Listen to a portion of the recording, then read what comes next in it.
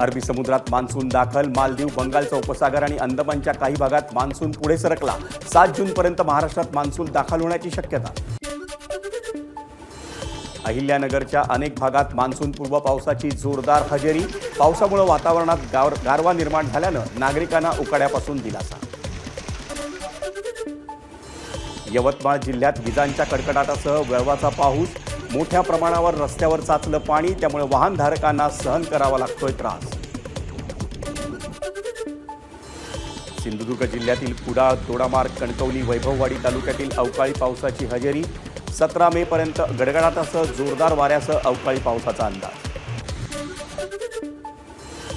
गोंदिया जिल्ह्यात एप्रिल आणि मे महिन्यात आलेल्या वळवाच्या पावसामुळे 230 घरांचं नुकसान. एका व्यक्तीचा आणि 2 जनावरांचाही मृत्यू.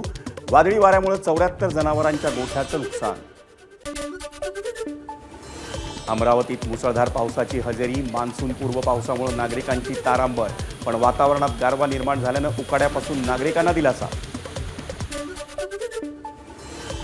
वाशिममध्ये वळवाच्या पावसाचं लग्नात विघ्न. पावसानं शेतकऱ्यांची शेतमाल विक्रीसाठी नेले असता पावसापासून वाचवण्यासाठी उडाली दाणादाण. धामणगाव शहरासह तालुक्यात आज दुपारच्या सुमारास वादळी वाऱ्यासह जोरदार पावसाची हजेरी. अचानक आलेल्या पावसामुळे शेतकऱ्यांची उडाली धांदल. जळगावच्या रावेर तालुक्यातील धूरखेडा ग्रामस्थांचं पुनर्वसनासाठी जलसमाधी आंदोलन. मागील 26 वर्षांपासून 35 घरांचं पुनर्वसन न केल्यानं तापी नदी पात्रात उतरून जलसमाधी आंदोलन. भंडाऱ्याचे खासदार प्रशांत पडोळे ॲक्शन मोडवर. मान्सूनपूर्व कामाची भंडारा शहरात बाईकवर फिरून केली पाहणी. अधिकाऱ्यांचीही घेतली झाडाझडती.